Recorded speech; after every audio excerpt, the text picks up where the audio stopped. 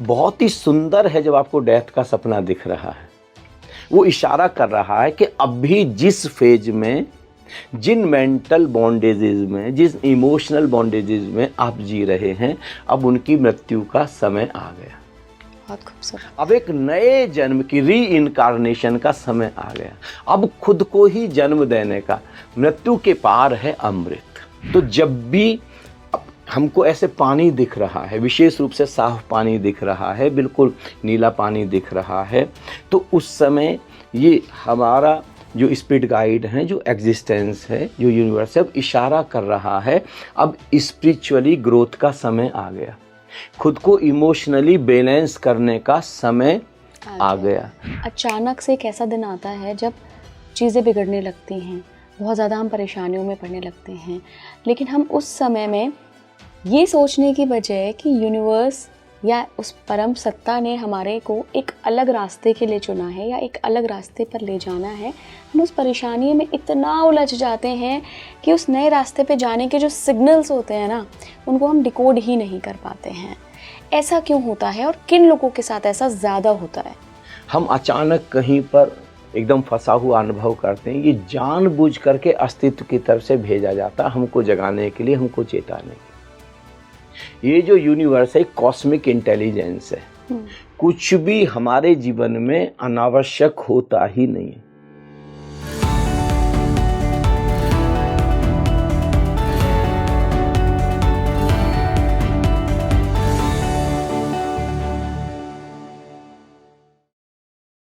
नमस्कार भारत, आप देख रहे हैं स्पीकिंग श्री। मैं हूं आपके साथ इला गोस्वामी।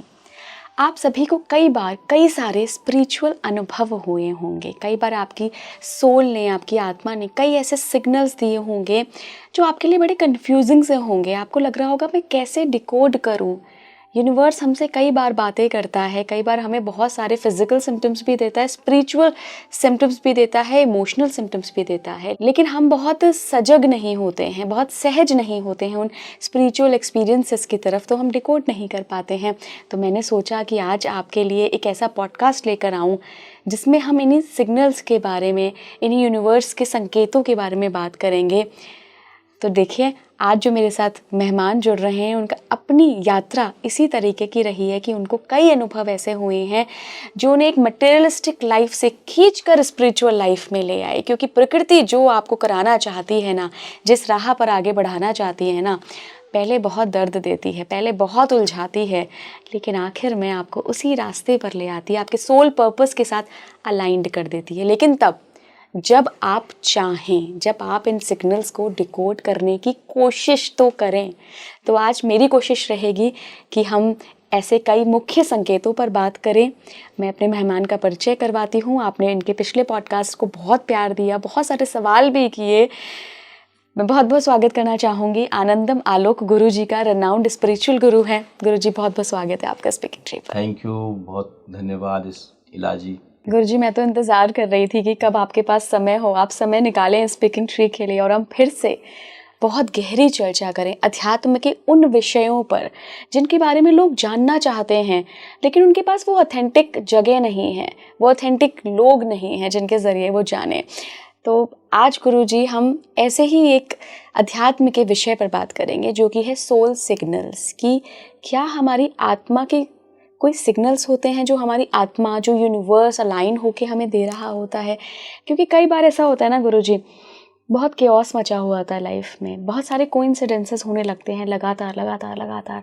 हम समझ ही नहीं पाते हैं कि भाई यूनिवर्स आपसे कुछ कहना चाह रहा है, आपकी सोल, आपकी आत्मा आपसे कुछ कहना चाह रही है। आज हम पूरा विषय इस पर ही लेकर जाएंगे गुरुजी। ये बहुत ही महत्वपूर्ण विषय है और इसको अगर हम लोग डिकोड करने में कामयाब हो सकें और अगर हम लोग अच्छे से देख सकें तो बहुत कुछ है जो दिन रात हमको मैसेजेस दिए जा रहे हैं यूनिवर्स के द्वारा। कहीं कहीं से रोज़ हमारे पास कोई संदेश आते हैं लेकिन हम इग्नोर करते हैं। मैं आपको अपने जीवन की एक घटना सुनाता हूँ जी।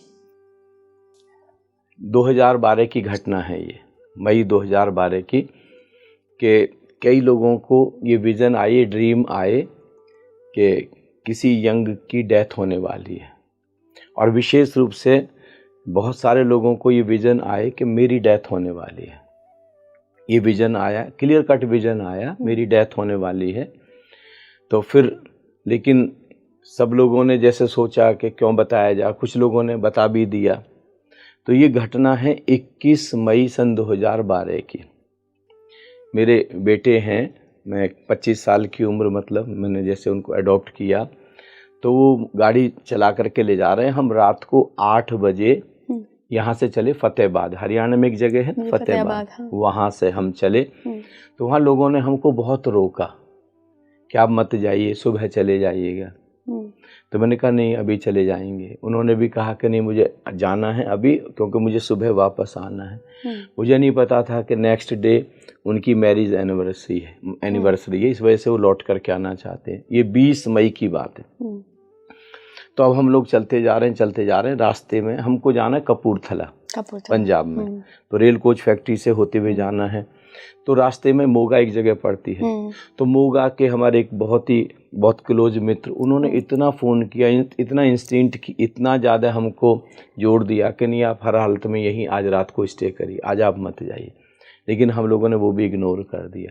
और 2 मित्रों के फ़ोन आए कि आज रात को आप मोगा ही रुक जाइए, लेट हो गए हैं, अब लेट जाना ठीक नहीं है। लेकिन हम जैसे मोगा की जो रोड थी वो टूटी हुई थी, सीधे वाली रोड, और मोगा जिधर जाना था वो रोड बिल्कुल अच्छी थी। हमने उस वाली रोड को छोड़ करके, जैसे कोई अदृश्य शक्ति हमको खींच रही है, और हम उस रोड पर चले गए जो बिल्कुल भी ठीक नहीं थी।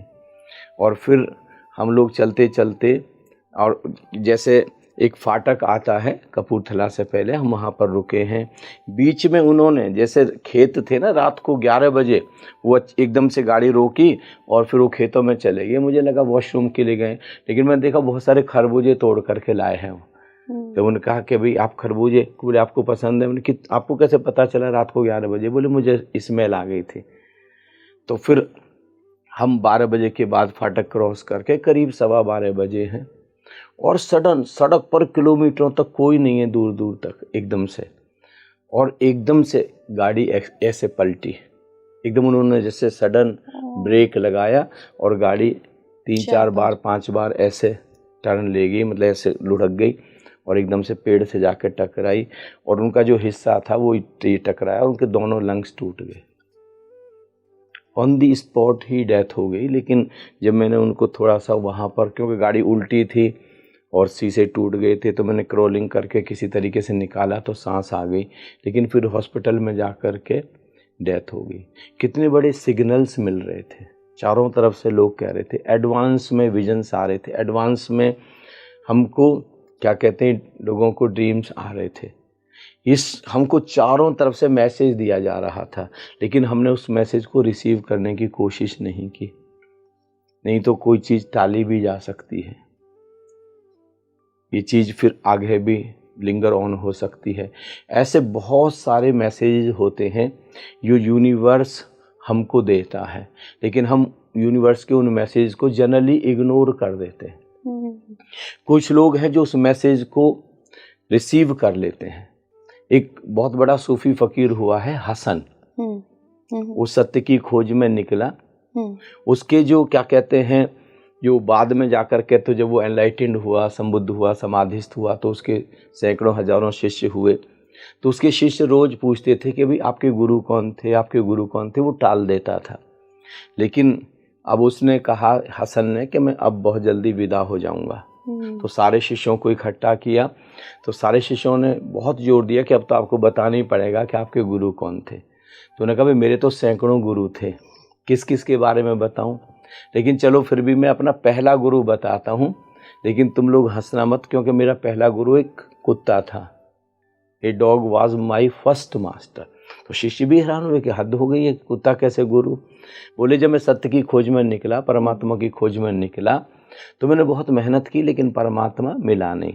तो मुझे लगा कि सब लोग ऐसी फालतू की बात करते हैं, कोई सत्य नहीं होता, कोई परमात्मा नहीं होता, कोई अमृत नहीं होता, ये फालतू की बात है।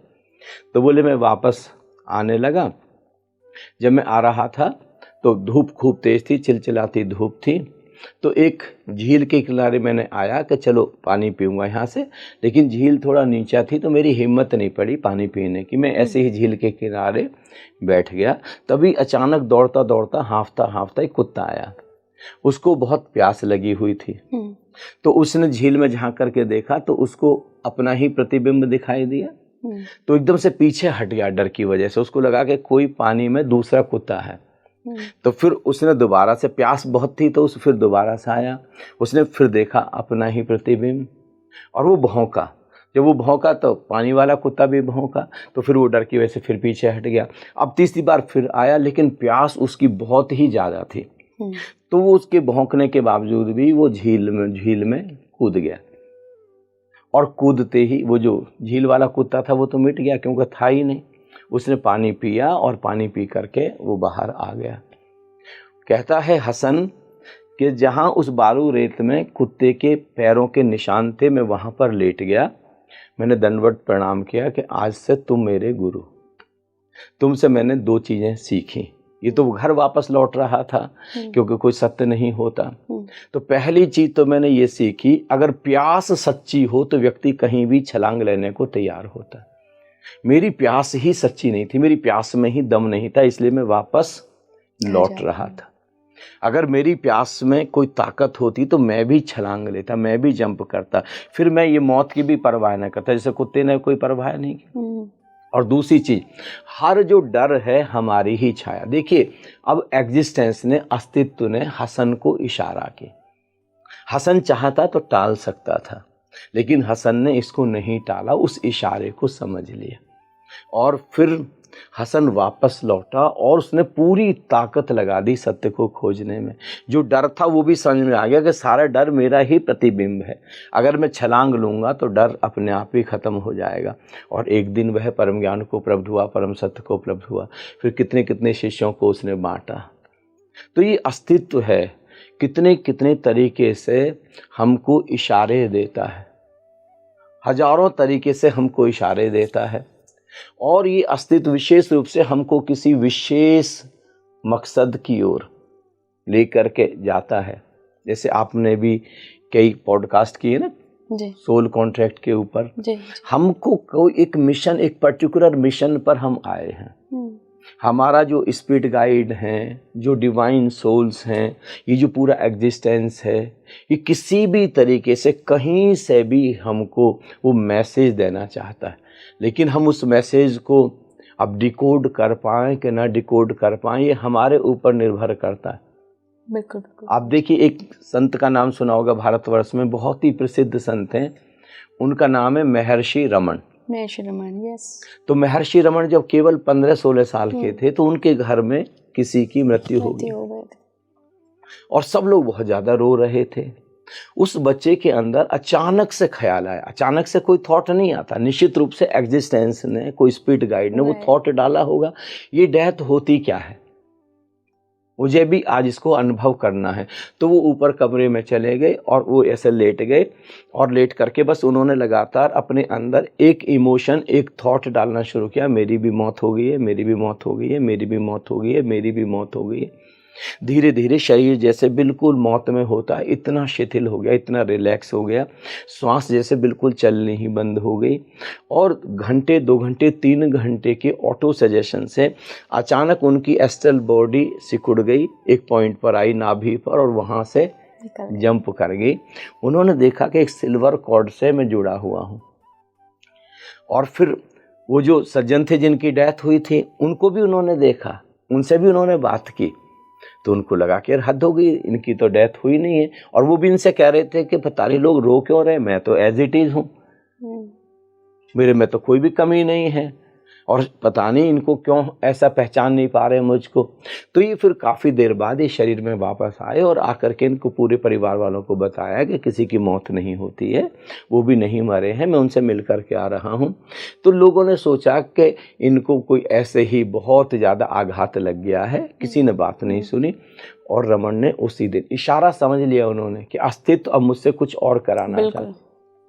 इतनी कम उम्र में उन्होंने समझ लिया और वो चले गए सत्य की खोज में।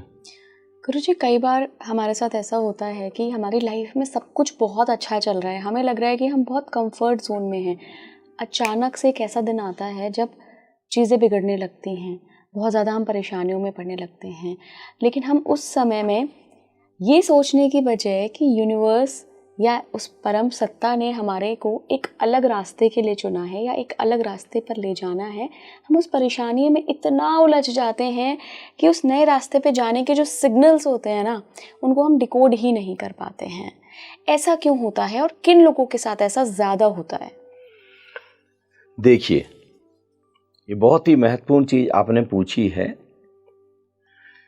जब भी हमारे ऊपर कोई समस्या आती है, कोई परेशानी आती है, कोई दुख आता है, कोई दर्द आता है, हम अचानक कहीं पर एकदम फंसा हुआ अनुभव करते हैं। ये जानबूझ करके अस्तित्व की तरफ से भेजा जाता है, हमको जगाने के लिए, हमको चेताने के लिए। ये जो यूनिवर्स है, कॉस्मिक इंटेलिजेंस है। कुछ भी हमारे जीवन में अनावश्यक होता ही नहीं है। जो भी हो रहा है सब हमको जगाने के लिए हो रहा है, चेताने के लिए हो रहा है। सब कुछ ये है कि हम किस तरीके से अपलिफ्ट हो जाएं, कैसे अपनी सोल को, हम खुद को कैसे हायर प्लेन पर लेकर के जाएं, उसके लिए सारा इंतजाम हो रहा है। होता क्या है कि जब सब कुछ एकदम सुखद चल रहा है, जब सब कुछ आनंद में चल रहा है, जब हमको सफलता ही सफलता मिलती चली जा रही है, तब हम एक तरीके से स्पिरिचुअली सो जाते हैं, एक नींद में चले जाते हैं, एक मूर्छा में चले जाते हैं, हम जागते ही नहीं हैं। फिर क्या होता है, वो जो सोल्स हैं, डिवाइन सोल्स हैं, जो एग्जिस्टेंस है, ये जो हमारे स्पिरिट गाइड है, इनको उंगली टेढ़ी करनी पड़ती। जैसे भारत में कहा जाता है ना कि जब सीधी उंगली से घी ना निकले तो उंगली को टेढ़ी, तो उंगली को टेढ़ी करते हैं। फिर कभी अचानक हमारा एक्सीडेंट करा देंगे, लेकिन बचा भी लेंगे। वो इशारा करेंगे कि अभी तुम्हारे जागने का समय है, अब जागो। बिल्कुल एकदम नियर टू डेथ एक्सपीरियंस कराएंगे, जिससे हमको अपनी मौत याद आ जाए। अब हमारे ऊपर निर्भर करता है कि हम जागते हैं कि नहीं जागते। मेरे जीवन में एक ऐसी घटना घटी, जैसे मैं मेहनत तो बहुत करता था परमात्मा की खोज में, लेकिन उस सारी की सारी जो मेरी मेहनत थी वो कर्मकांड थी। वो बाहर सारी पूजा, कांवर भरना, इस समय में लगा हुआ था मैं। और अब संत कुछ और चाहते थे, डिवाइन सोल्स कुछ और चाहती थी कि मैं एकदम से भीतर की तरफ चलूं और पूरी जान लगा दूं, और मैं वो कर नहीं रहा था। तो फिर अचानक मेरे जीवन में ऐसी घटना घटी। मैं रेलवे में था और रेलवे में 5 यूनियन लीडर्स की डेथ हो गई अचानक। और मैं उस दिन बल्कि श्रीगंगानगर जो राजस्थान में, वहाँ पे एक रेलवे की इंक्वायरी करने के लिए गया हुआ था। जब वो डेथ हुई तो मैं वहाँ से सुबह को जब मैं पहुँचा तो मुझे स्टेशन पर पता चला कि ऐसे ऐसे हो गई है। तो मैंने कहा कि चलो उनके यहाँ चलते हैं। सबसे पहले तो जो मुझे सज्जन रिसीव करने आए थे ऑफिस के, तो उन्होंने कहा कि सर आप मत जाना। मैंने कहा क्यों? बोले FIR आपके ही खिलाफ है। तो मैंने कहा हद होगी, मेरा तो कोई लेना देना नहीं, मैं तो यहाँ पर था ही नहीं, तो FIR कैसे मेरे खिलाफ हो गई? बोले नहीं, आप तो चुपचाप घर चले जाइए, किसी को बताइए भी मत कि आप घर आ गए हैं वापस। फिर मैं सही समय पर ऑफिस चला गया, तो इस सारा का सारा केस रजिस्टर्ड हो गया, पूरा का पूरा। और फिर इतना ज़्यादा ये केस इतना ज़्यादा बढ़ गया, इतना ज़्यादा बढ़ गया, इतने न्यूज़पेपर्स में इतना सब है कि मुझे कम से कम भी 3 महीने तो मुझे फरार रहना पड़ा। पुलिस ने एक बार अरेस्ट किया, लेकिन हमारे एम्प्लॉयज़ ने इस तरीके से एजिटेशन कर दिया मेरे फेवर में कि पुलिस को छोड़ना पड़ा। फिर मैं फरार हुआ। फिर उसके बाद में अब बिल्कुल करीब करीब तय हो गया कि मेरी लाइफ जाने वाली है। 5 लोगों का, और वो लोग बहुत स्ट्रॉन्ग लोग हैं, वो पूरी जान लगा रहे हैं, पूरे यूनियन लेवल पर सारी चीज़ें हो रही हैं, तो बचना तो बिल्कुल मुश्किल है। अब जा रहा हूँ।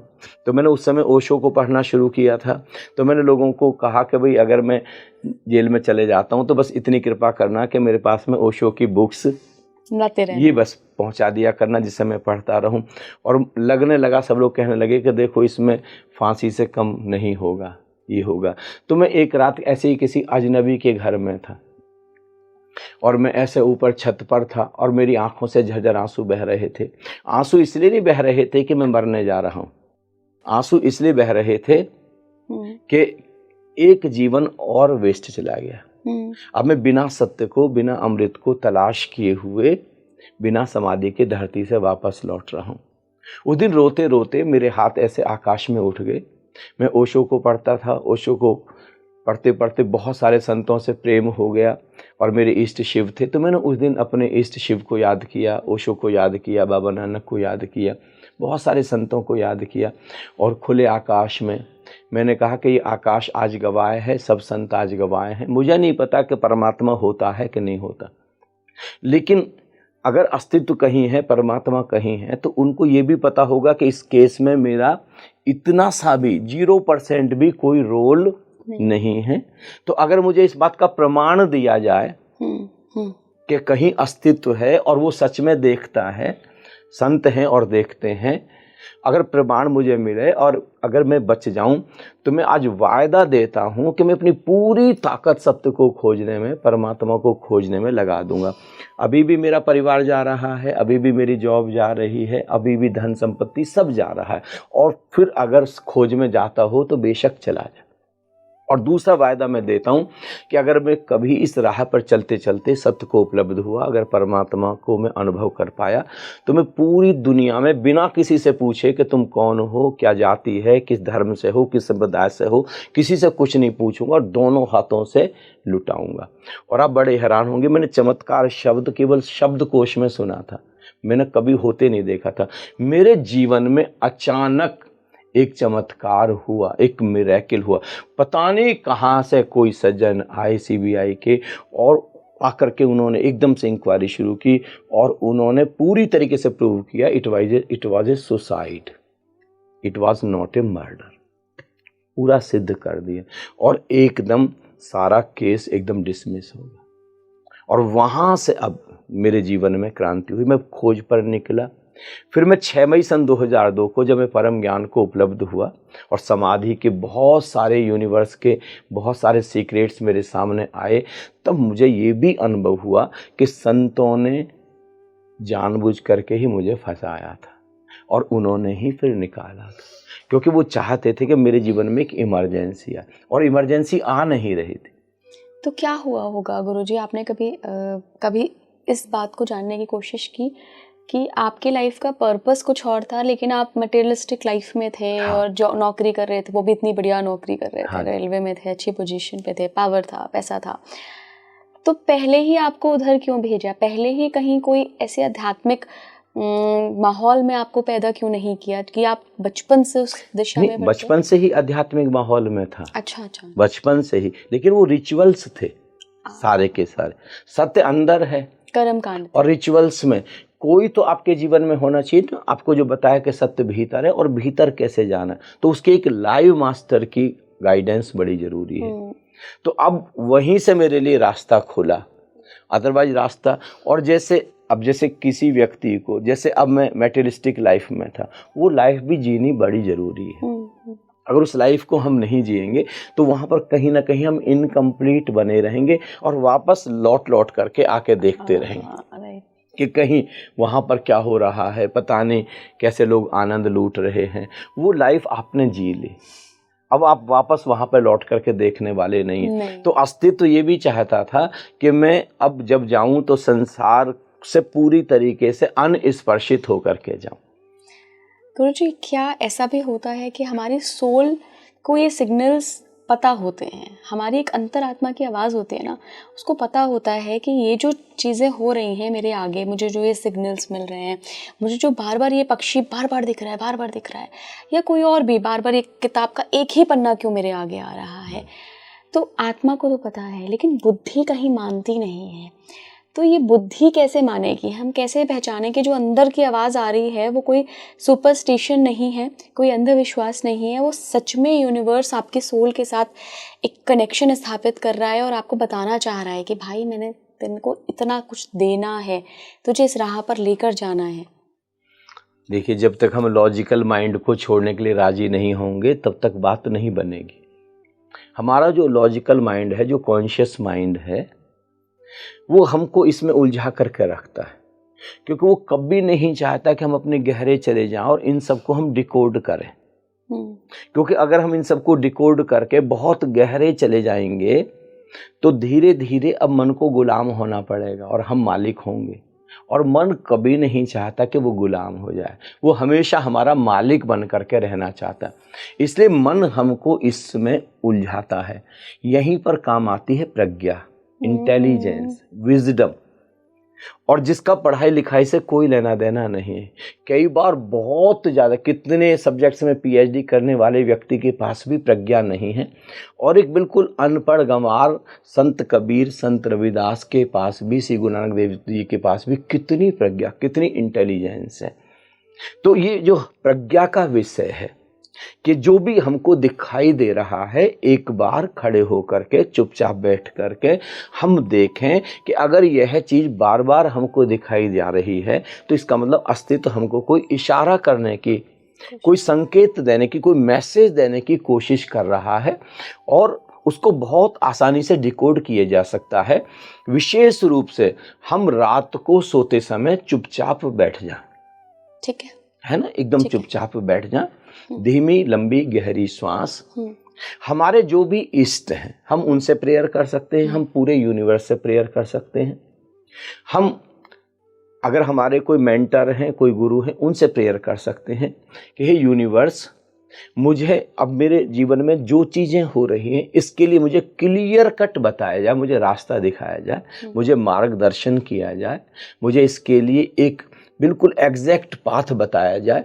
और आप पाएंगे 1 दिन, 2 दिन, 3 दिन, अधिकतम 1 हफ्ते के अंदर आपको क्लियर कट बिल्कुल बताया जाएगा, किसी भी तरकीब से बताया जाएगा। अब आपके ऊपर निर्भर करता है कि फिर आप उस तरफ चल पाते हैं कि उस तरफ नहीं चल पाते, पूरी तरीके से आपके ऊपर डिपेंड करेगा। गुरुजी, आपने इतनी सुंदर बात, इतना अच्छा उपाय बताया, इससे मुझे अपनी 2018 की एक बात याद आ रही है। तब मैं न्यूज़ में काम करती थी, बहुत अच्छा बढ़िया काम चल रहा था, अच्छी पोजीशन थी, प्राइम टाइम में काम करती थी। तो जब वहाँ मैंने डिसाइड किया कि अब मुझे स्पीकिंग ट्री में आना है, जबकि मैं न्यूज़, हार्डकोर न्यूज़ से आती हूँ जी, लेकिन ये बिल्कुल अलग प्लेटफॉर्म था, स्पिरिचुअलिटी, वो भी मैं टीवी में काम करती थी, ये डिजिटल वर्ल्ड था। सबने मुझे बहुत बोला कि नहीं ला, करियर ख़त्म हो जाएगा, न्यूज़ तो फ्यूचर है, न्यूज़ क्यों छोड़ के जा रहे हो। बहुत सारे लोगों ने बहुत कुछ किया। एट लास्ट एक बहुत सीनियर मेरे थे, बड़े प्यारे अच्छे आध्यात्मिक इंसान, उन्होंने मुझे बोला चलो बाहर इला चाय पी के आते हैं। हम चाय पीने लगे। उन्होंने सिर्फ एक सेंटेंस बोला कि जैसे ही तुम वहाँ पहुँचोगी ना, ये तुम्हारे जीवन का एक नई शुरुआत है। क्या बात, उनका सिर्फ एक लाइन था, एंड आई वाज लाइक क्यों बोल रहे हैं ऐसा, ऐसी कौन सी शुरुआत होने वाली है, सिंपल ही तो है, नौकरी करने जा रही हूँ, नौकरी ही है, मैंने इसे नौकरी ही माना था, बट सी ये नौकरी तो नहीं है। मुझे ऐसा लगता है ये मेरा लाइफ पर्पस है, और ये मुझे रियलाइज़ होता है। तो आप देखिए ना, एक उनकी बात पर बस मैंने भरोसा किया, मैंने कहा नहीं, अगर ये कह रहे हैं तो इन्होंने कुछ तो देखा होगा, कुछ, मुझे भरोसा था उनकी बात पे, और मैं बहुत पॉजिटिव माइंडसेट के साथ आई। और वाकई में देखिए, आपके स्पिरिट गाइड ने, आपके स्पिरिट गाइड को पता है कि आपको हकीकत में कहाँ लेके जाना है फाइनली। तो पहले तो वो थॉट डालना कि आपको स्पीकिंग ट्री पर जाना है, फिर आपने उसको एक्सेप्ट भी किया। कहीं कोई कन्फ्यूजन था तो उन सज्जन को आपकी लाइफ में भेज दिया, और आपने उनकी बात को समझ भी लिया। कितनी बड़ी बात है। जब मैं अभी पिछली बार आपके यहाँ से ये करके निकला, मैं ये पॉडकास्ट करके निकला, तो आपको ओवरऑल जो जैसे मैंने देखा, फिर जो अपने इंट्यूशंस है, तो मेरे अंदर जब मैं घर पहुंचा तो एक भाव आया, मुझे लगा कि मैं इलाजी को बोलूँगा उस चीज़ को। अब जैसे आप इतने सारे पॉडकास्ट करते, मैं देखता हूँ आपको सच में ही बहुत नॉलेज है, और आप कितने सुंदर ढंग से क्वेश्चंस को तैयार करते हैं। बल्कि मैंने तो रीड किया कि आप सामने वाले व्यक्ति के अंदर से निकलवा लेते हैं, उसके अंदर से कोई भी जितनी भी छिपी चीज़ें सब निकलवा लेते हैं। लेकिन मेरा इंट्यूशन कहता है कि आपका पर्पज और भी बड़ा है। केवल नॉलेज आपका पर्पज नहीं है, आपको इसको अनुभव भी करना, एक्सपीरियंस भी करना, उस अल्टीमेट को। तो मैं आपको कहना चाहूँगा कि आप उसको एक्सपीरियंसिंग की दिशा में भी लेकर के जाइएगा, वहाँ तक बिल्कुल पहुँचना है। बिल्कुल। हाँ। कोशिश सबकी है गुरुजी, मेरी भी कोशिश है, और हमारे द्वारा हमारे दर्शक भी कोशिश करना चाहते हैं, क्योंकि वो अपने कमेंट्स के ज़रिए हमें बताते हैं कि इला जी हमारे साथ ये हो रहा है, हमें ये संकेत मिल रहे हैं, क्या करें, क्या ये सच में संकेत हैं कि कोई हमसे कनेक्ट करना चाह रहा है, क्या स्पिरिट गाइड्स कनेक्ट करना चाह रहे हैं। बहुत लोग बहुत कुछ एक्सपीरियंस कर रहे हैं, लेकिन उनको आंसर्स नहीं मिल पाते हैं गुरुजी। हाँ, देखो स्पिरिट गाइड्स तो बहुत ही ज़्यादा हमको इशारे करते हैं, हमारे ऊपर डिपेंड करता है। मतलब एकदम से हमारे स्पिरिट गाइड तो हमको बिल्कुल डेथ के करीब, एक जो मोगा शहर है जी। वहाँ पर मेरी परिचित एक महिला है, उनका नाम नेचर जी बोलते हैं हम उनको। तो वो अपना शेयर कर रही थी कि उनका छोटा सा बच्चा है 9-10 साल का, और वो दोनों स्कूटी से जा रहे हैं। तो एक जगह मतलब हाईवे के पास में बहुत सारे ट्राले खड़े हैं, मतलब अब पूरा जाम लगा हुआ है। तो वो एक ट्राले के पीछे आकर के खड़ी हो गई हैं।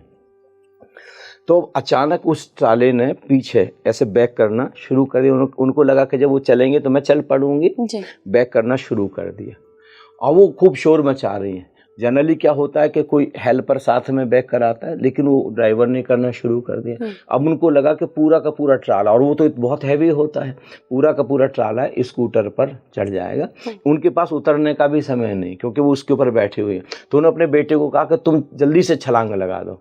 तो बेटा तो उतर के भाग गया, और जब बिल्कुल ट्राला एकदम करीब आ गया तो उनकी आंख बंद हो गई, और उन्होंने अल्टीमेटली क्या देखा, उनकी जो स्कूटी थी ऐसे बिल्कुल सड़क के किनारे जैसे किसी ने उठा करके रख दी।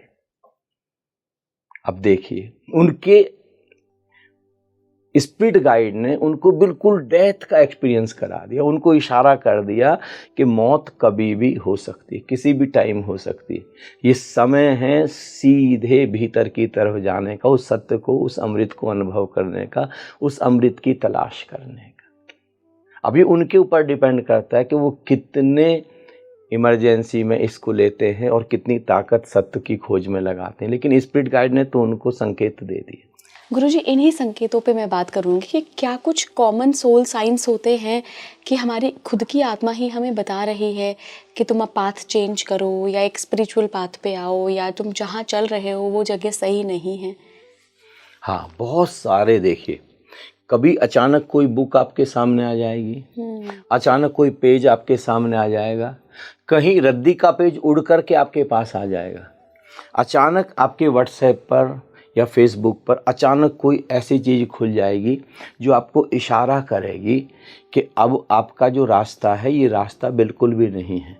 या आपको कुछ नंबर्स दिखने शुरू हो जाएंगे कि इन नंबर्स के द्वारा अब आप डिकोड करिए और जहां आपको हकीकत में पहुंचना है वो पहुंचिए। या फिर आपको इस तरीके के विजन्स आने शुरू हो जाएंगे या ड्रीम्स आने शुरू हो जाएंगे। दो चीज़ें हैं, एक तो ड्रीम है और एक विज़न है। दोनों में क्या फ़र्क है गुरुजी? दोनों में डिफरेंस ये है कि जो ड्रीम है वो सुबह होते होते बिल्कुल डाइल्यूट हो जाता है। आपने देखा होगा ना, हम रात में कई सारे ड्रीम्स देखते हैं, लेकिन सुबह जब हम जगे हैं उस समय तो थोड़े थोड़े याद हैं, लेकिन फिर आप अगर काम काज में लग गए तो वो याद नहीं रहेगा। फिर शाम तक होते होते बिल्कुल भूल जाएगा। या तो तुरंत ही उसको लिख लें आप, और वो भी पूरा याद नहीं रहेगा ड्रीम, लेकिन विजन पूरा याद रहेगा, एज इट इज़ याद है। इन दोनों में ये डिफरेंस है। और विजन पूरी तरीके से कलर होता है, कलरफुल होता है, उसमें बहुत सारे रंग होते हैं। Dream generally black and white होता है। ये बेसिक डिफरेंस होता है। जो हमारा विजन है वो प्योरली हमारे या तो पास्ट या फ्यूचर से रिलेटेड होता है। ड्रीम भी हमारा कुछ इशारा हमको करता है। जैसे अगर हमको अब अस्तित्व इशारा कर रहा है कि अब आपको स्पिरिचुअल फील्ड की तरफ जाना चाहिए, तो हमको अचानक पानी दिखना शुरू हो जाता है। बहुत सारे लोग हैं, जैसे मुझको हम कई लोगों ने जैसे आके शेयर किया कि मुझे दिखा कि एक बहुत पानी है, साफ पानी है, और मैं उसमें डूबती जा रही हूँ, डूबती जा रही हूँ, डूबती जा रही हूँ, डूबती जा रही हूँ, लेकिन डर नहीं लग रहा है। मतलब पानी है और उसके बाद भी डर नहीं लग रहा है। तो जब भी हमको ऐसे पानी दिख रहा है, विशेष रूप से साफ पानी दिख रहा है, बिल्कुल नीला पानी दिख रहा है, तो उस समय ये हमारा जो स्पिरिट गाइड है, जो एग्जिस्टेंस है, जो यूनिवर्स है, अब इशारा कर रहा है अब स्पिरिचुअली ग्रोथ का समय आ गया, खुद को इमोशनली बैलेंस करने का समय आ गया। अब जैसे ये पानी है और अब पानी में डूबते जा रहे हैं, ऐसे खुद को निराकार में, क्योंकि पानी का कोई आकार नहीं है और हमारे भीतर जो है निराकार, उसका भी कोई आकार नहीं है, हमारी आत्मा का, परमात्मा का, तो अब उसमें गहरे डूबने का, उसमें गहरे उतरने का समय आ गया। अब वहाँ पानी में उतरते हुए भी डर नहीं लग रहा है, कोई घुटन नहीं महसूस हो रही। ऐसे ही जब निराकार में जाएंगे तो मिट जाएंगे, लेकिन डर नहीं, उल्टा बल्कि भय हमारा समाप्त हो जाएगा। तो एग्जिस्टेंस उस पानी के बहाने इशारा करना चाह रहा है हमारे ऊपर। ऐसे ही कभी कभी देखिए, जनरली बहुत सारे लोग मुझको आकर के शेयर करते हैं कि उड़ने का, आपको भी कितनी बार उड़ने का सपना आया होगा? हाँ, बहुत बार ना जनरली आता है। तो उड़ने के सपने जब आएंगे, उसमें 2 तरीके के संकेत छिपे होंगे उसमें। पहला संकेत तो है, जनरली जब उड़ने का सपना आता है तब हम शरीर से बाहर होते हैं। हमारी जो एस्ट्रल बॉडी है, ये प्रकृति की तरफ से इंतजाम किया गया है कि रात सोते समय हमारी जो क्या कहते हैं एस्ट्रल बॉडी है, जो सूक्ष्म शरीर है, जो एनर्जी बॉडी है, वो शरीर से बाहर निकल जाती और वो स्पेस में एक पर्टिकुलर हाइट पर, एक पर्टिकुलर प्लेन पर पहुंच जाती है और वहाँ पर हमारे सारे एंसेस्टर्स, हमारा स्पिरिट गाइड, बहुत सारी डिवाइन सोल्स हमको हील करती और डेली होता है ये। लेकिन हम उस समय मूर्छित होते हैं, बेहोश होते हैं, हमको पता नहीं चलता। तो एग्जिस्टेंस हमको इशारा करता है कि देखो अब उड़ने का सपना आ रहा है। उड़ना मतलब हम वेटलेस हैं। तो उस समय, उस हीलिंग के बाद जब हम लौटते हैं और सुबह जगते हैं तो बहुत ही रिफ्रेश, जिस दिन हम को हील नहीं होता उस दिन हम उतने रिफ्रेश, कितनी बार आपने फील किया होगा ना कि आज सोए तो हम कई घंटे थे, लेकिन हम उतने रिफ्रेश नहीं है, उतने तरोताजा, उतने एनर्जेटिक नहीं है। सही कह रहे हैं आप गुरुजी, है ना, लगता है ना। तो उस दिन हम शरीर से बाहर निकल करके हील नहीं हुए, वो हीलिंग हमारी नहीं हुई। तो पहला तो ये संकेत है। इससे ये एक इशारा और मिलता है कि हम शरीर नहीं है, शरीर के भीतर कोई और भी है जो बाहर निकल जाता, मृत्यु में वही निकल जाएगा। सेकेंडली, अब हमको इशारा किया जा रहा है कि अब हमारी चेतना को बहुत हायर प्लेन पर पहुंचने का वक्त आ गया। अब हम चलें और अपनी चेतना को अपग्रेड करें, अब अपनी चेतना को हम अपलिफ्ट करें। जितना अपलिफ्ट कर सकते हैं हम उतना अपलिफ्ट हम अपनी चेतना को करें। गुरुजी, आपने जो उड़ने के सपने वाली बात करी, मुझे लगता है बहुत लोगों के ऐसे एक्सपीरियंसेस हुए होंगे। मुझे जब भी ये सपना आता, बचपन से ही आता है, जब भी ये सपना आता है तब मैं बहुत अवेयर होती हूँ कि मैं सपना देख रही हूँ, और मैं इस बात के लिए भी अवेयर होती हूँ कि मैं अपनी बॉडी से बाहर नहीं हूँ, मैं सच में उड़ रही हूँ। और मैं अपने डैड को, मतलब अपने पिताजी को हमेशा बोलती हूँ उस सपने में कि आप कहते थे ना कि कोई इंसान उड़ नहीं सकता, देखो आई एम तो फ्लाइंग। मैं बहुत दावे के साथ कहती हूँ। इसका क्या मतलब है? इसका मतलब है कि सबकॉन्शियस लेवल पर आप इस समय कॉन्शियस हैं, जागे हुए हैं। भीतर चेतना जागी, चेतना तो हमेशा जागी हुई रहती है, वो तो कभी सोती ही नहीं है, वो हमको समझना है। लेकिन अगर सपने में हम बिल्कुल जाग जाएं, एकदम जाग जाएं, तो सपना टूट जाएगा। सपना चल रहा है तो सबकॉन्शियस लेवल पर हम जागे हैं, लेकिन फिजिकल लेवल पर अभी हम सोए हुए हैं। एक जब हम उड़ने का सपना देख रहे हैं ना, देखिए उड़ना कहाँ पर हो रहा है? आकाश में। आकाश में। अब आकाश बताइए बंधन में है कि मुक्त है? मुक्त है आकाश। इशारा किया जा रहा है अब मोक्ष की तैयारी का समय आ गया, लिबरेट होने का समय आ गया, मुक्त होने का समय आ गया। और किस किस लेवल पर मुक्त होना? पहले तो मेंटली आपको फ्रीडम हासिल करनी। अभी हम कितने विचारों से बंधे हैं, हम अपने थॉट्स से, नेगेटिव थॉट्स से, उन थॉट्स में ही कितनी सारी चीज़ें शामिल हैं। मेंटल लेवल पर कितना लोभ है, कितना ग्रीड है, कितना मोह है, हमको अटैचमेंट है, कितनी जेलस है हमको, कितनी हॉस्टिलिटी है। इशारा किया जा रहा है कि आप इन सब चीज़ों के लिए पैदा नहीं हुए, वो सब हो लिया, जी लिया, अब मुक्त हो जाइए। एक तो सबसे पहली चीज मेंटल फ्रीडम, फिर दूसरी चीज है इमोशनल फ्रीडम। अब आप इमोशनली, बहुत सारी इमोशंस में हम ऐसे ही फंसे हुए, बहुत सारी इमोशंस में।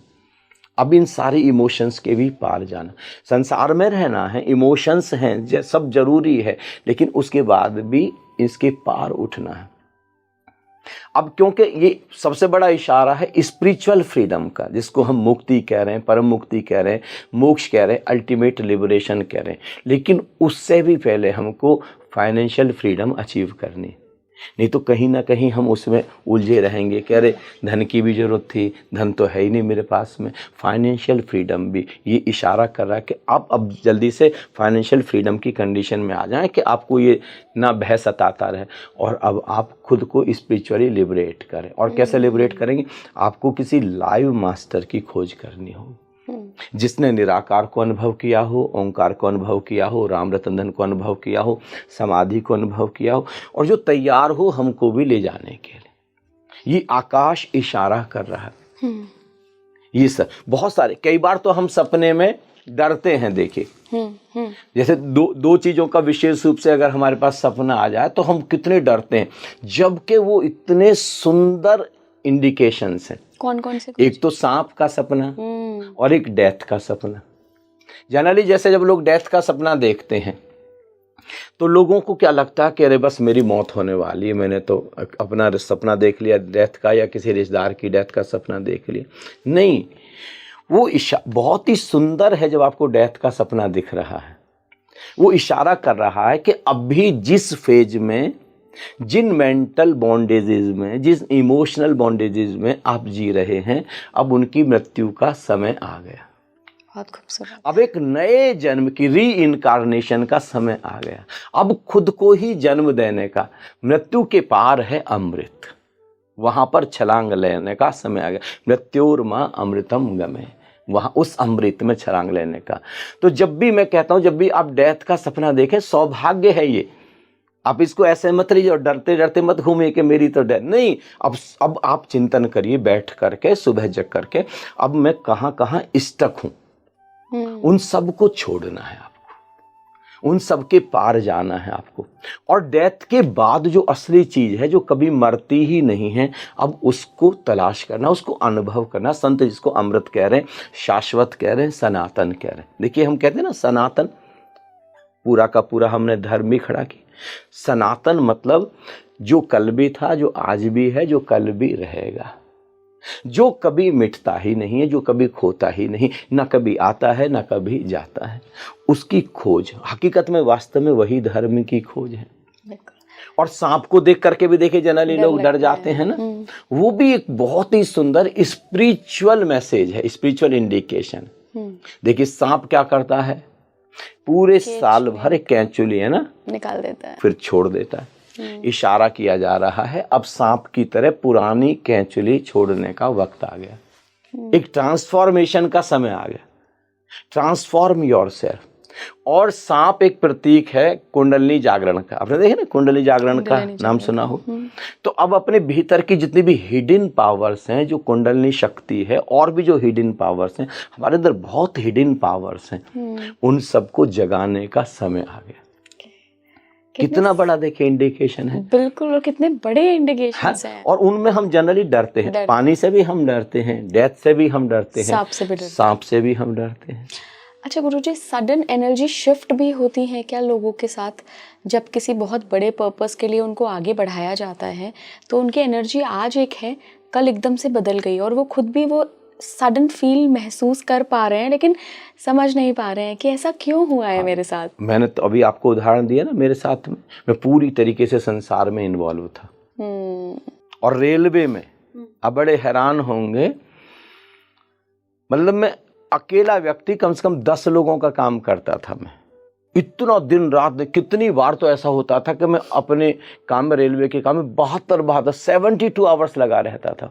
इतना इन्वॉल्व था। और अस्तित्व ने क्या किया, सडन शिफ्ट किया मुझको, ये वाली घटना भेज करके, ये सडन, ये इशारा। और बहुत सारे लोगों के जीवन में मैं देखता हूँ ऐसे जब भी ऐसा हो, उसको दुर्भाग्य की तरह नहीं, सौभाग्य की तरह लेना कि अब अस्तित्व आपको एकदम से 180 डिग्री पर चाहता है कि आप बिल्कुल ट्रांसफॉर्म हो जाएं। आपका जो एकदम एक्सिस पूरा का पूरा एक एक्सिस घूम जाए, एक्सिस ट्रांसफॉर्मेशन हो जाए आपका। तो वो हमको समझना होगा, सारे इशारे हमको। और इशारे हम कब समझेंगे? जब थोड़े हम सेंसिटिव होंगे और थोड़े संवेदनशील होंगे। जैसे आप तो विज्ञान की विद्यार्थी हैं, तो आपने तो आइंस्टीन का फॉर्मूला सुना है ना कि E is directly proportional to C square is equal to MC square, इसके ऊपर एटम बम बना। ऐसे ही मैंने स्पिरिचुअलिज्म का एक फॉर्मूला बनाया है। Our consciousness and super consciousness is directly proportional to our sensitivity. बिल्कुल सही। जितने संवेदनशील हो जाएंगे, जितनी इंद्रियां संवेदनशील होती जाएंगी। जनरली हम क्या हैं, अभी हम सेंसिटिव नहीं हैं, संवेदनशील नहीं हैं, चीजों को पकड़ ही नहीं पा रहे हैं। कम से कम रात सोते समय, सुबह जगते समय, अभी एकदम जब आपको नींद आने उससे पहले ही आप अपने बिस्तर पर आ जाए। और विशेष रूप से कोई न्यूज नहीं, कोई टीवी नहीं, कोई फिल्म नहीं, कोई मीडिया नहीं, ये सब सारी की सारी स्क्रीन तो कम से कम 2 घंटे पहले बंद कर दें। अदरवाइज आपको वो वाले थॉट ही आते, आप रिलैक्स नहीं हो पाएंगे। आप चुपचाप बैठें और अपने भीतर, और कुछ नहीं तो आती जाती श्वास के प्रति थोड़े सचेत, थोड़े जागरूक हो जाएं, और आप पाएंगे धीरे धीरे सेंसिटिविटी बढ़ने लगेगी। और आप इस चीज़ को कहें, यूनिवर्स को कहें कि मुझे और संवेदनशील, थोड़ा मुझे और सेंसिटिव बनाया जाए। और 2 चीज़ों से सेंसिटिविटी एक्सट्रीम पर जाती है। The first is awareness, alertness, second is love. इसलिए ओशो लगातार बोल रहे हैं, मेरे धर्म के पक्षी के 2 पंख होंगे, एक पंख होगा होश और एक पंख होगा प्रेम। इन दोनों से संवेदना बढ़ती है। जब आप बहुत होश में होते हैं तब भी देखिए, बिल्कुल बिल्कुल, आप किसी को कष्ट नहीं दे सकते अगर आप जागे हुए हैं। बेहोश व्यक्ति, अब देखिए कोई एकदम से हत्या कर देता किसी की, बहुत ही बेहोश व्यक्ति है, और इसमें प्रेम नाम की कोई चीज नहीं, संवेदन नाम की कोई चीज नहीं, तो ऐसे कैसे हो सकता? तो अगर हम संवेदनशील हों तो बहुत सारी चीजें हमारी तरफ आएंगी। पर गुरुजी वहाँ पे ना सबसे बड़ा एक समस्या ये आती है, जो मैंने अपने साथ भी महसूस करी है, और जो लोग हमें देख रहे होंगे उनके साथ भी कई बार ऐसा होगा। जब हम बहुत ज़्यादा सेंसिटिव हो जाते हैं ना, हमें इतने सारे सिग्नल्स मिलने लगते हैं। वो सिग्नल्स कई बार स्पिरिचुअल भी होते हैं, वो सिग्नल्स कई बार कोई और भी रेल्म के लोग होते हैं जो कांटेक्ट करने की कोशिश करते हैं। तो ऐसे में हम अपनी प्रोटेक्शन कैसे बना के रखें? क्योंकि आप हर सिग्नल को डिकोड अगर करने लग गए ना, तो डेली रूटीन का काम आप कैसे करोगे? बहुत ही सुंदर आपने मतलब एकदम बिलियन डॉलर क्वेश्चन पूछा है ये। मेरे एक मित्र थे, मेरे साथ नेपाल में साधना करते थे। वो ओशो सन्यासी थे बेसिकली। अच्छा। स्वामी प्रेम उनका नाम था, और वो वहीं पुणे आश्रम में रहते थे। तो नेपाल में साधना करते करते उनसे मेरी अच्छी मित्रता हो गई थी। तो एक दिन मेरे पास उनका फ़ोन आया कि स्वामी जी, किसी और को तो मैं शेयर कर भी नहीं सकता, बड़ी मतलब मुझे गिल्ट भी फील होगी, शर्म भी आएगी, मुझे पिछले 4-5 दिन से एक सुसाइड का थॉट आ रहा है। और मैं अपने आप को कह रहा हूँ कि यार आई एम ए मेडिटेटर, मैं ओशो का सन्यासी हूँ, और मुझे सुसाइड का थॉट आ रहा है। तो फिर क्या कहते हैं, और मेरी इच्छा होती है कि मैं यहीं से 4-5वें माले से छलांग लगा दूँ मैं, और मैं खुद को बंद करके बैठा हुआ हूँ कि कुछ गड़बड़ ना हो जाए। तो मुझे लगा कि आपसे बात की जा सकती। तो मैंने कहा ये थॉट आपका नहीं है, आप ध्यान करते करते सेंसिटिव हो गए हैं, ये थॉट आपने किसी और का पकड़ लिया। आप अपनी पूरी बिल्डिंग में जाइए, किसी के ऊपर थोड़ा परोपकार करिए, थोड़ी करुणा करिए। कोई ज़रूर है आपकी बिल्डिंग में जो लगातार 4-5 दिन से थॉट कर रहा है कि सुसाइड कर लूँ, सुसाइड कर लूँ, और सच में सुसाइड कर लेगा, आप बचा लीजिए उसको। तो उन्होंने जो भी उनके फ्लोर पर, उनके आसपास नीचे वाली फ्लोर पर जो भी थे, उन्होंने दरवाज़ा खटखटाया। बड़ी हैरानी की बात हुई, उनके सामने वाला जो फ्लैट था उसमें एक महिला थी, वो परेशान थी, और थॉट 4-5 दिन से लगातार, जब से उनको थॉट आ रहे थे तब से वो कर रही। मैंने कहा उनको आप काउंसलिंग करिए, उनको मेडिटेशन कराइए। एक जान उन्होंने बचा ली, और वो खुद उनको परेशानी। तो आप बिल्कुल सही कह रहे हैं, कई बार हमको थॉट किसी और के भी पकड़ने में आएंगे, लेकिन उन थॉट को अब आपको को पकड़ना नहीं। अगर आप संवेदनशील होते जाएंगे, आप पाएंगे वो सारे थॉट चले गए और जो आपके लिए बना है बस वही रह गया, अंत में वही रह जाएगा, और जो आपको फोर्स करेगा किसी एक दिशा में जाने के। और इस समय भी क्या देखिए, वो जो थॉट था वो तो नेगेटिव थॉट था, सुसाइड का थॉट। आप देखिए जो थॉट आपको शांति की ओर ले जा रहा है, जो चीज आपको आनंद की ओर ड्रैग कर रही है, आपको सुख की ओर, देशभक्ति की ओर, राष्ट्रभक्ति की ओर, एक बहुत सुंदर कैरियर की ओर, वही चीज आपके लिए है, दूसरी चीज आपके लिए नहीं है। अगर कोई चीज दुख की तरफ, अशांति की तरफ, बेचैनी की तरफ ले जा रही है, इसका मतलब किसी और का पकड़ लिया आपने, सेंसिटिविटी के साथ। सीधी सी बात है, धीरे धीरे। और अगर आप उसको कट करेंगे कि नहीं ये मेरा नहीं है, तो फिर धीरे धीरे अब वो वाली जो फोर्सेस हैं वो आपकी तरफ आना ही बंद कर, क्योंकि अब आपने उनके लिए द्वार बंद कर दिया। अब आप उनको इनवाइट नहीं कर रहे। अब आप किसको इनवाइट कर रहे हैं? जो मेरे लिए बने हैं पॉजिटिव थॉट्स, उनका वेलकम। फिर धीरे धीरे वही आएंगे आपके पास। बिल्कुल बिल्कुल। हाँ गुरुजी, काफ़ी सारी आज तो बातें हो गई, और मैं आपसे जब बात करती हूँ ना, इतनी सारी छिपी हुई रहस्यमयी बातों के बारे में हम बात करते हैं, जो कि वाकई में आपका खुद का भी एक्सपीरियंस रहा है इतने सालों का। और अध्यात्म की मुझे लगता है एक ये शाखा भी है जहाँ पर ये सब एक्सपीरियंसेस होते हैं। हालांकि बहुत जानकार लोग, और मुझे लगता है आप भी ये कहते हैं कि हमें परम सत्य की तरफ आगे बढ़ना है, अपने अंदर खुद को जानने की तरफ आगे बढ़ना है, तो अनुभवों के चक्करों में ना पड़ें, क्योंकि अगर इन अनुभवों के चक्कर में पड़ गए तो फिर हम बहुत आगे की जर्नी तय नहीं कर पाएंगे। तो ये जो भी आज हमने गुरुजी से बातचीत करी है, इन अनुभवों से सीख लें, बिल्कुल इसको अपने ज्ञान का हिस्सा बना लें और आगे बढ़ जाए, क्योंकि धरती पर हम लेसन्स के लिए हैं जी। तो हर अनुभव से लेसन लेकर के आगे बढ़ें, बस इनमें उलझना नहीं है बस। जी, जी। हाँ, बहुत बहुत धन्यवाद गुरुजी। थैंक यू इला जी, बहुत धन्यवाद। अगर आपके साथ भी कुछ ऐसे अनुभव होते हैं, या आपको कभी ऐसे सडन एनर्जी शिफ्ट महसूस होता है, या कभी लगता है कि यूनिवर्स आपसे बात कर रहा है, या कोई ऐसे सोल सिग्नल्स मिल रहे हैं आपको जो आप डिकोड नहीं कर पा रहे हैं, तो मुझे कमेंट बॉक्स में ज़रूर भेजिए। मैं बिल्कुल कोशिश करूँगी कि अगली बार जब भी गुरुजी से जुड़ूँ तो आपके कुछ सवाल तो उसमें शामिल करूँ। जुड़े रहिए स्पीकिंग श्री के साथ। नमस्कार।